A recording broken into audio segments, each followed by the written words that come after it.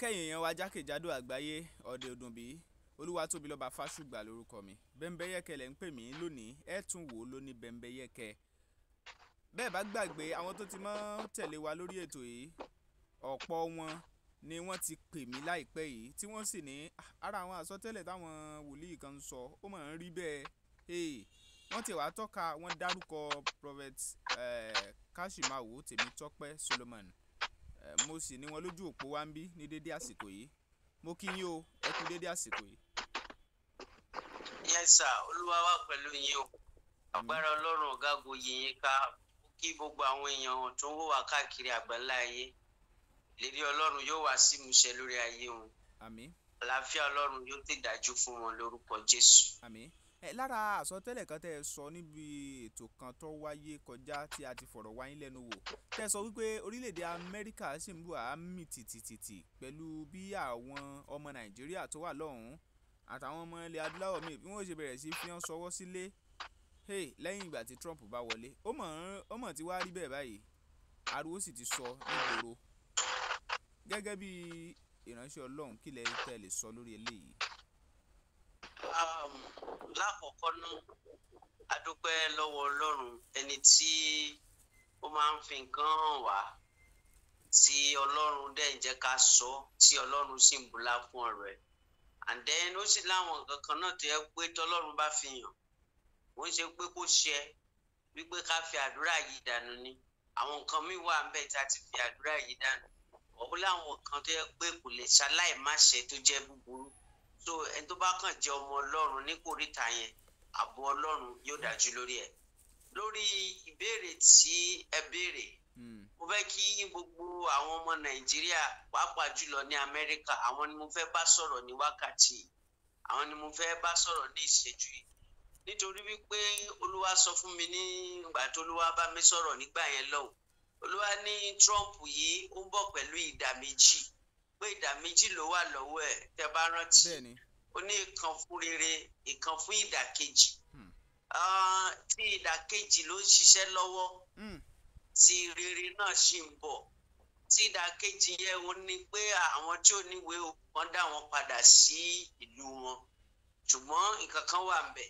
Bíbélì wípé ó ní àánú ṣògo lórí ìdájọ́. Gbogbo àwọn tí wọ́n ti ń gbégbèsè àti ṣègbè wọn lọ́wọ́lọ́wọ́, àwọn nídìí láti withdraw ẹ̀. Àánú máa fọhùn lé lórí lórúkọ Jésù. Ó dẹ̀ máa bá èsì ayọ̀ jáde lórúkọ Jésù. Àmín. Ìlú yẹn sì máa mì gan nítorí àwọn òfin tó arákùnrin yẹn máa gbé jáde. Pé kò tí ì sí nǹkan kan báyìí. Ó ṣẹ̀ṣẹ̀ bẹ̀rẹ̀ ni. Ó ṣẹ̀ṣẹ̀ bẹ̀rẹ̀ ni. Ó ṣẹ̀ṣẹ̀ bẹ̀rẹ̀ ni, ó máa gbóná gan. Ó ṣẹ̀ṣẹ̀ bẹ̀rẹ̀ ni. Ṣùgbọ́n Olúwa wá sọ fún mi báyìí wípé ìjọba ẹ̀yẹn ibi tó fọ́nì sí ni wípé Ọlọ́run ì tí fìdí ìjọba ẹ̀ múlẹ̀. Bẹ́ẹ̀ ni. Torí wípé Olúwa ní òun gan ò pé tó bá jẹ́ òun kulẹ̀ Ọlọ́run mọ ohun tí ó ṣe o. Olúwa fẹ́ lò fún nǹkan kan ni. Tí kò bá dẹ̀ ṣe kíní yẹn tó ṣí orí ọ̀fẹ́ tó rí yìí tó ṣí lò, tó ṣí àánú tó rí yìí tó ṣí lò. Àwọn wọn máa sọ ìtàn míì ní Amẹ́ríkà. Bẹ́ẹ̀ ni. Wọ́n máa sọ ìtàn míì lórílẹ̀‐èdè yẹn. Wọ́n máa sọ ìtàn míì lórílẹ̀‐èdè yẹn. Torí wípé òun gan ẹ mọ̀ bíi pé kán gbéyàn sí probation. Wọ́n ń wo nǹkan wo ni. Ọlọ́run wò lọ́run báyìí. Wọ́n ń yẹ̀ wò lọ́wọ́. Wọ́n ń yẹ̀ wò lọ́wọ́. So ó wá kù sí lọ́wọ́ láti bọ́ Ọlọ́run rìn. Kó mọ̀ wípé àánú ló bí òun débẹ̀ o. Kó mọ ibi tó yẹ kó ti ṣe nǹkan àti ibi tí ò yẹ kó ti ṣe nǹkan. Nítorí wípé Olúwa ní òun gangan fúnra rẹ̀ ó ń ṣe olódodo. Ṣùgbọ́n ìgbà míì wà tí Ọlọ́run máa ń torí nǹkan kan fàyè gbà nǹkan. Àìdí tí ó dẹ̀ fi rí bẹ́ẹ̀ ni wípé ọ̀pọ̀lọpọ̀ náà nílùú yẹn náà àwọn ẹlòmíì wọ́n ti ṣílẹ̀kùn sílẹ̀ fún òkùnkùn jù.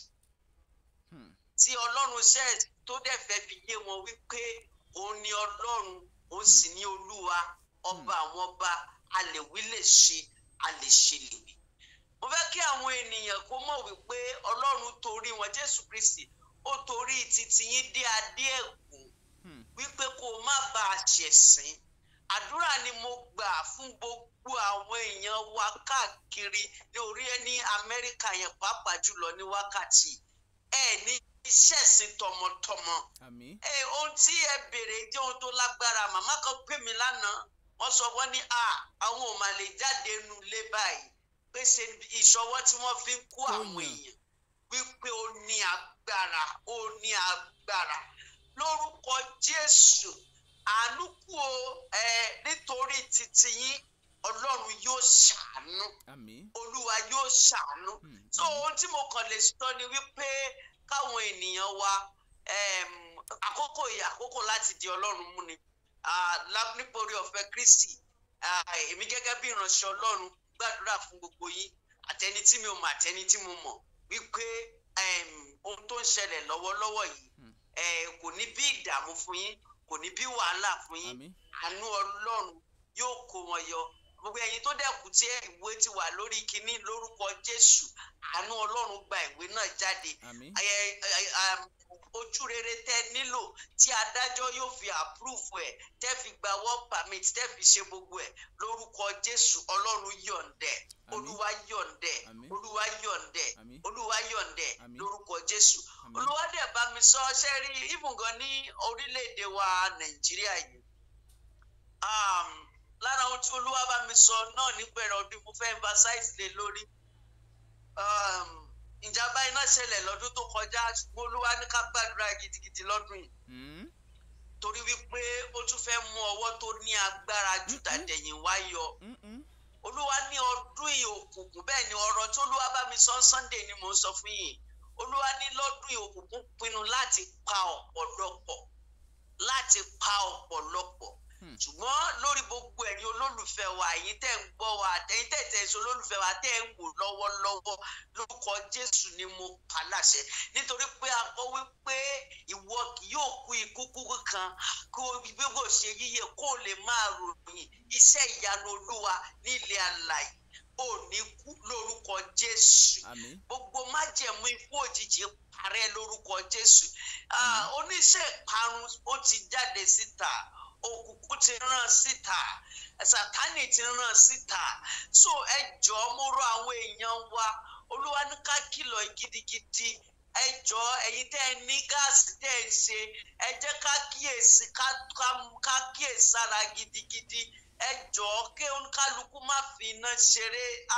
Ìjàmbá yìí lé o, ohun tá a rí ilé o, ó lé o. Bẹ́ẹ̀ l'Olúwa dẹ̀ sọ wípé òjò kan máa rọ̀. Olúwa ní ọwọ́ òkùnkùn tí wà ń bẹ̀ o, yóò ṣiṣẹ́ bí ńlá o, yóò ṣiṣẹ́ bí ńlá o. Kò ń ṣe iná nìkan ni ó mú ibi wá lọ́dún yìí o. Òjò gan máa ṣọṣẹ́ tó yẹ pé ọwọ́ tó máa gbé wá kò dáa, kò dáa. Lórúkọ Jésù, àwọn jàǹbá yìí kò ní ṣubú lé ọ.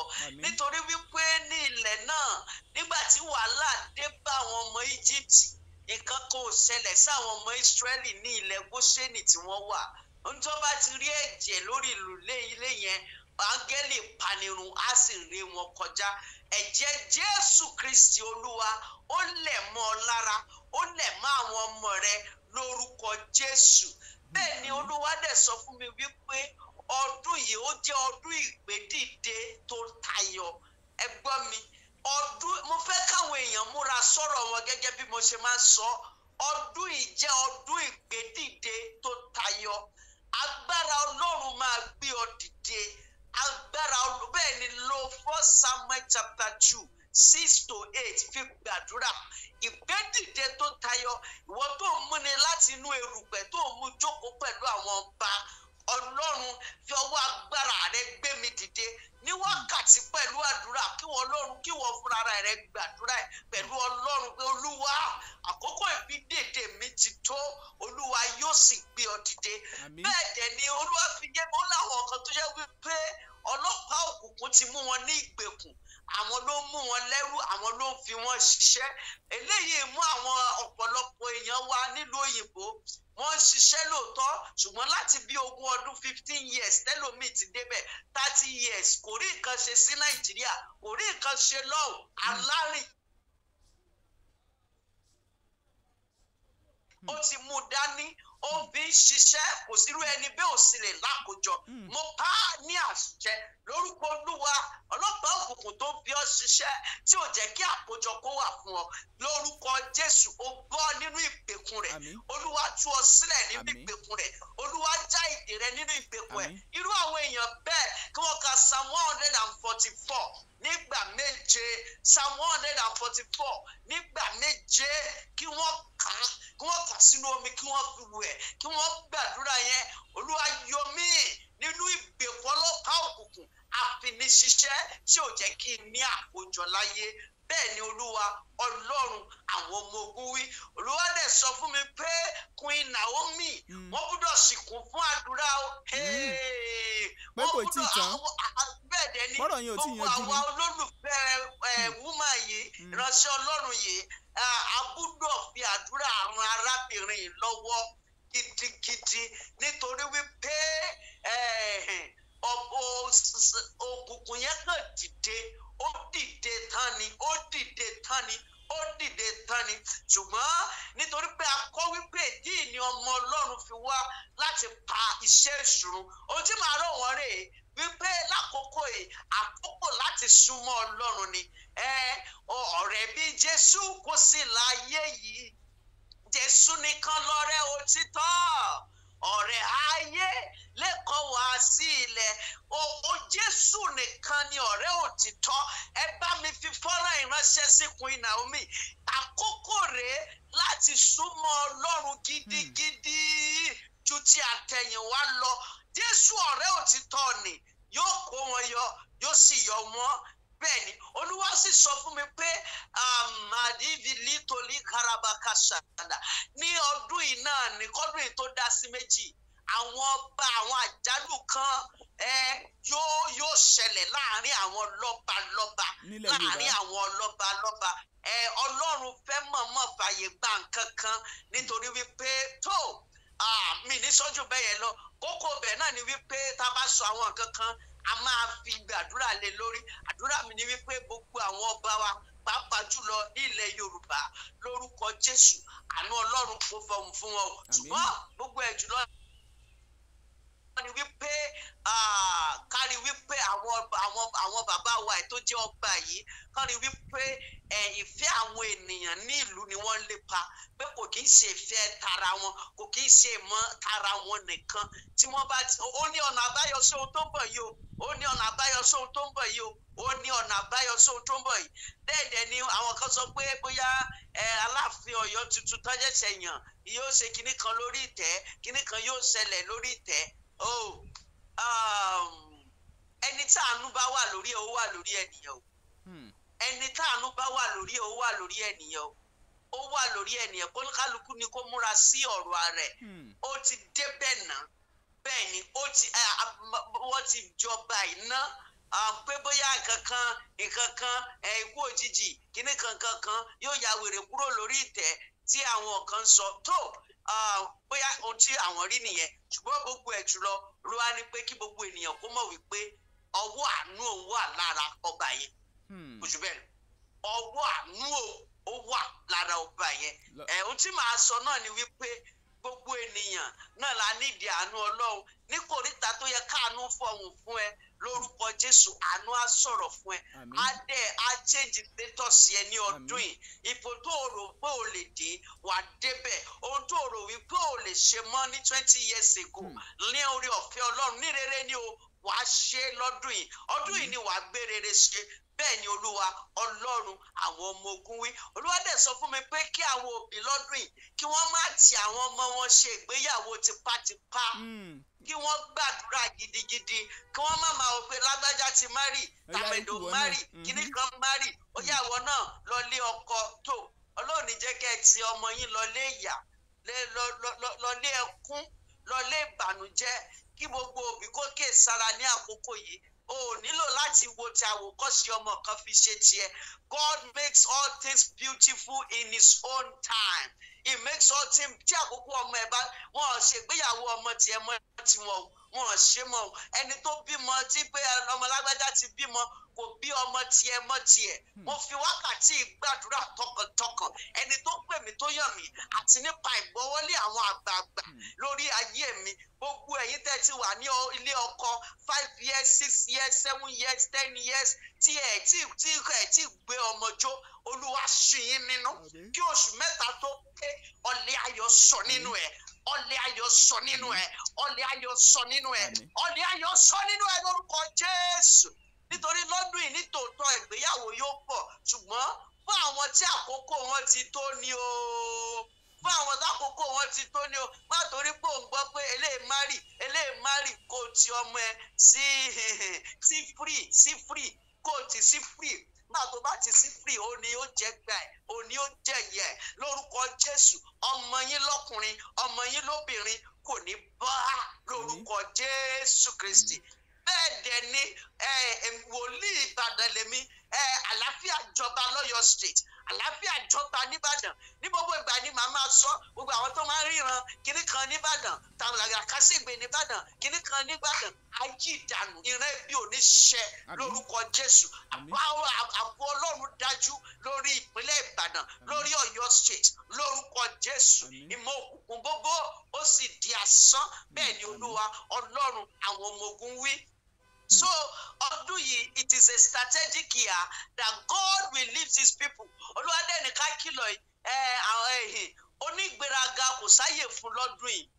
Ó máa jábọ̀ onígbéraga máa ṣẹ̀sìn bẹ́ẹ̀ ni àwọn onígbéraga máa ṣẹ̀sìn bó jẹ́ ọba ní atẹ́ bó jẹ́ ìjòyè bó jẹ́ gómìnà ní àṣẹ̀sìn bẹ́ẹ̀ ni kò sẹ́ni tó lè jẹ́ Olúwa ní Ọlọ́run ni ẹni tó máa ń rẹ onígbéraga sílẹ̀ ó máa ń wo onígbéraga lókèrè ó túmọ̀ sí wípé Ọlọ́run ò tiẹ̀ ní nǹkan kan ṣe pẹ̀lú onígbéraga kò ní tẹ́ etí sí kò ní gbọ́ ìdí nìyí tí a gbọ́dọ̀ fi kíyèsára torí pé lọ́dún yìí kò sáyè fún onígbéraga bẹ́ẹ̀ ni Olúwa Ọlọ́run àwọn ọmọ ogun ìdí nìyẹn tí ẹ fi rí i pé àwọn ìṣẹ̀lẹ̀ kan máa ṣẹlẹ̀ lágbo àwọn ìránṣẹ́ Ọlọ́run àwọn tó ti sọra wọn di Ọlọ́run àwọn tó ti gbéra wọn kalẹ̀ gẹ́gẹ́ bíi pé káwọn èèyàn máa bọ wọn àwọn gan ti Olúwa kórìíra òrìṣà ṣùgbọ́n ẹ jẹ́ kí n sọ fún wa àwọn èèyàn kò tiẹ̀ wá bo ère mọ́ báyìí àwọn èèyàn gangan náà sọ dòrìṣà òrìṣà àwọn èèyàn gangan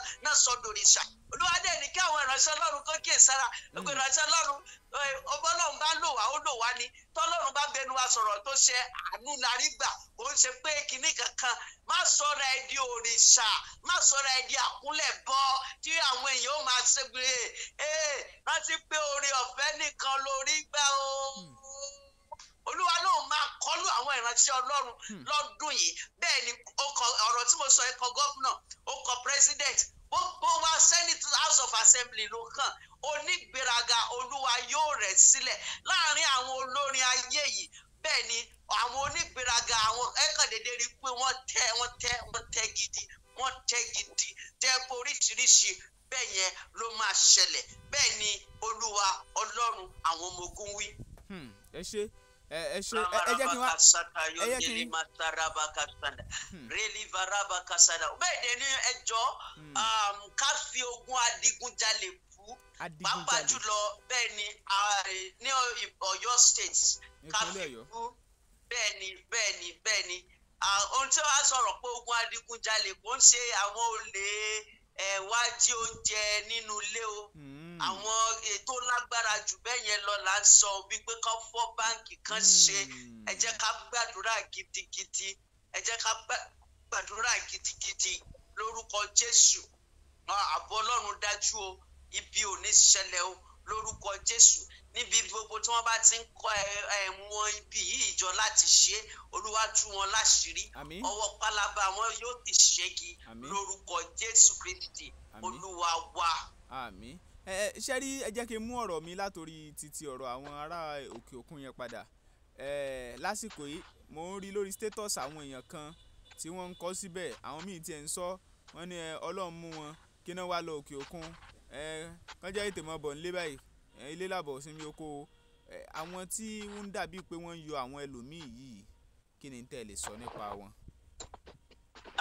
mo fẹ́ ṣe iṣẹ́ rí ọ̀rọ̀ àwọn èèyàn kó lágbára ó ní agbára mo máa ń tẹnu mọ́ ọ̀pọ̀lọpọ̀ aláǹgbá ló dakùn délẹ̀ àmọ́ ìtinú rùn tẹ̀rí ẹlòmíì ìdí tí ò fi rí ìwé gbà títí di àkókò tí gbogbo rògbòdìyàn ìdè náà ni àwọn ogun àtiléwá àwọn aráalé kan tán ni ẹ sọ̀rọ̀ pé òun mọ̀ lóyìnbó lọ ni àwọn ló rìn sọ̀rọ̀ ẹ̀ àwọn ló jáde sọ̀rọ̀ ẹ̀ tó yẹ pé gbogbo application tó ṣe wọ́n ń decline ẹ̀ ni wọ́n accept ẹ̀ ló sún dé kòríta tó dé yẹn títí tí Trump fi bá wọn di ẹ̀ so irú àwọn ọ̀rọ̀ bẹ́ẹ̀ yẹn tí nǹkan bá dé bá ọmọlàkejì ó ń ṣe pé ká máa sọ̀rọ̀ àlùfànṣá ẹ̀ẹ̀kan ya máa bọ̀ nílé ẹlòmíì nínú gbogbo làkàkà iṣẹ́ tí ò yẹ kán máa ṣe tán ṣe lọ ibẹ̀ ni wọ́n ti ń sẹ́ndì 20k sí ẹ ibẹ̀ náà ti ń sẹ́ndì 50k sí ẹ ibẹ̀ náà ti ń sẹ́ndì 100k sí ẹ tó fi ṣe ohun tó ń ṣe síbẹ̀síbẹ̀ irú nǹkan báyìí wá dé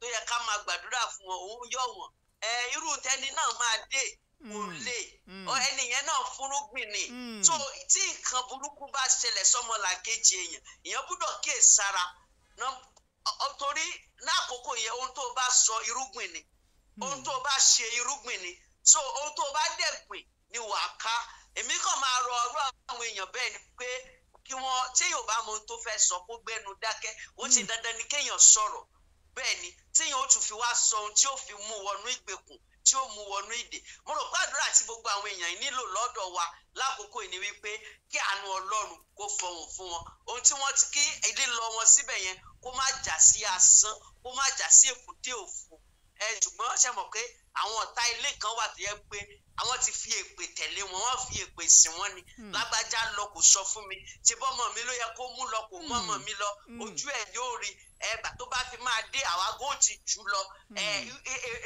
èpè ẹ̀mí dẹ̀ lè pè wọ́n fi èpè sin ẹlòmíì ni wọ́n fi èpè tẹ̀lé ẹlòmíì ni. àní ẹnìkan tiẹ̀ tún kọ́ ó ní kánjọ tán bá ti ń kó wọn wálé yẹn ẹ̀gbọ́n òní kan kọ́kọ́ bóun fi sọwọ́ sílé o torí ó promise òun láti ẹjọ́ yìí póun ó fún un lówó kò fún un lówó títí dòní ó ló ti tó bí ọdún mẹ́wàá báyìí tó ti promise. ṣé o mọ kọ̀dítà tẹ́gbọ́n yẹn wà lọ ṣé o mọ iṣẹ́ tẹ́gbọ́n yẹn ṣe lọ ṣé o mọ bóyá ẹ̀gbọ́n yẹn gan ó lè rówó gba yàrá ṣé o mọ bóyá ọ̀dọ̀ ẹnìkan ló ń sùn sí tí ibi tí bíìlì oríṣiríṣi wà ẹ wo ṣe rí ọ̀rọ̀ àwọn èèyàn wá gbà mí ó ní agbára ṣùgbọ́n tèmi ó kàn sọ ni wípé ká ní ọkàn Ọlọ́run torí bíbélì ní ó ní 1 Peter ó ní 1:16 ó ní ẹ jẹ́ mímọ́ torí Ọlọ́run ẹ bàbá yín ti jẹ́ mímọ́ be holy as the Lord God is holy because he is perfect kọ́lọ́run kó ràn wá lọ́wọ́ kó ṣe wá pé níwọ̀nba ká gbìyànjú. mo fẹ́ fi ọ̀rọ̀ àwọn kan ṣe àpẹẹrẹ nínú bíbélì ẹ wo 1 Samuel Anna àti Pẹ̀línà ó ń fi Anna ṣe yẹ̀yẹ́ ó ń kẹ́gàn ẹ̀ ò lè máa jẹ́ kó rọ́mọ mi iṣẹ́ o oríṣiríṣi sáwọn Ọlọ́run wá dá Anna ló ń gbà tó ké pe Ọlọ́run ohun tèmi kàn fẹ́ sọ ni pé àwọn èèyàn lọ́hùn yẹn náà kán má dúró tẹ́tẹ́rẹ́ pé wọ́n fáwọn ṣe yẹ̀yẹ́ ké pe Ọlọ́run o ké pe Ọlọ́run o ké pe Ọlọ́run o now bàtí Anna ké pe Ọlọ́run Ọlọ́run dá lóhùn Samuel tọ́lọ́run fún nìkan la gbọ́ àwọn ọmọ tí ti bí yẹn bí gbogbo ọmọ ẹ̀ àgbúrò wọn ó túmọ̀ sí pé àwọn ọmọ yẹn Ọlọ́run fi wọ́n palẹ̀ ogun mọ́ fún Samuel kí Samuel lè rí ayé gbé bí ayé ẹlẹ́gàn ṣe máa ń rí nìyẹn kò sí ni ẹni tó bá ti ń gànyàn ó lè lọ́rọ̀ lẹ́nu lónìí ayé lè máa gbọ́ tiẹ̀ lónìí ṣùgbọ́n níkẹyìn kò ní sí ọ̀rọ̀ lẹ́nu ẹ̀ mọ́ ayé ò ní rí mọ́ ayé ò ní gbóhùn ẹ̀ mọ́ ayé ò ní rí tiẹ̀ rò mọ́ nítorí wípé ẹlẹ́gàn ni ojú máa ń ti ẹlẹ́gàn nígbẹ̀yìn ni ìwọ tó bá gan ọmọlàkejì tó ń fi ọmọlàkejì ṣe yẹ̀yẹ́ ohun tó níyẹn tó rò pé o ní àánú Ọlọ́run ló fi ni àbí o ní nǹkan wá fi na ọmọlàkejì ẹ lára òfin ṣòwì pé o fẹ́ fi frustrate ẹ pé ìwọ ló ní ìwọ lágbẹ́já kìnìkan kò ní pẹ́ kò ní jiyàn àkókò yẹn ló ní rántí pé gbogbo àkókò kò ń ṣe tiẹ̀ gbogbo ìgbà kì í ṣe tiẹ̀ wákàtí yẹn ló ní wákàtí yẹn tó dẹ̀ ní kò ní pẹ́ kọjá ìgbà yẹn Ọlọ́run á wá gbé ẹni tó wọ̀ gàn yẹn á wá gbé sókè mo rọrùn àṣẹ ìjáde ìgbédìde tó máa mú àwọn ẹlẹ́gàn ẹ̀ tí wọ́n á fi di ẹrú lọ́dọ̀ ẹ̀ Ọlọ́run yọ̀ǹda ìpín ẹ̀ lórúkọ Jésù. tó ẹ wá pe nọ́mbà yín. so bó ṣe jẹ́ nìyẹn a tún máa wá lọ́jọ́ míì kọ́lọ́run bùkún fáwọn èèyàn wa wòlíì Tọ́pẹ́ prophet Tèmítọ́pẹ́ Solomon mo ń gbàdúrà fún gbogbo yín o nílùú òyìnbó ẹbí ò ní ṣẹlẹ̀ sí yín o àánú ò fọmu àkókò ilé ṣùgbọ́n Olúwa yóò ṣàánú yín. ó wá ku nọ́mbà yín torí àwọn tó bá fẹ́ pè yín. 08116038917 08116038917. tọ ẹ ṣe púpọ̀ o Olúwatóbilọ́ba Fásùgbà ló kọ mi ẹ̀yin yẹn wá kí lè ròyìn ẹ jẹ́ àmọ́ ní comment section kẹ́sì pín fáwọn ẹlòmíì ẹ máa wò kẹ́ máa share ẹ̀ fáwọn ẹlòmíì o lóní Bembeyeke. jàǹfààní oṣù December tọdún tuntun 2025 ní Isnad Estate Shimawa agbègbè táyé ń sọ. Isnad Homes Properties real estate tó fà bọ́yọ̀. lóṣù December tọdún tuntun 2025 yìí ralẹ̀ sí Isnad Estate Shimawa kí o sì gba 500 blocks ìkọ́lé 10 bags of cement 5 tons of granite. ohun tó dára jùlọ fọlọ́gbìn ènìyàn ní láti ralẹ̀ tí yóò ṣàǹfààní tí yóò sì tún rọ̀ ọ́ lọ́rùn láti ní lára àwọn ohun èlò ìkọ́lé. èyí ti lọ dùn jù ènìyàn márùn-ún tó bá kọ́kọ́ sanwó ni yóò lẹ́tọ̀ọ́ sí àǹfààní yìí o. Isnad Homes and Properties dúpẹ́ lọ́wọ́ àwọn tó ti ń ralẹ̀ lọ́wọ́ wọn kó lè jàǹfààní ńlá bàǹtàbàǹtà yìí. ralẹ̀ sí Isnad Estate Shimawa sanwó lẹ́ẹ̀kan lásìkò December tọdún tuntun 2025 yìí pẹ̀lú 3.5 million naira plọ́ọ̀tì kan. fún àlàyé sí ẹ pè 08104441104 tàbí 0912985960. lọ́dún yìí àǹfààní ńlá rèé o má jẹ́ kó fò ọ́ rú.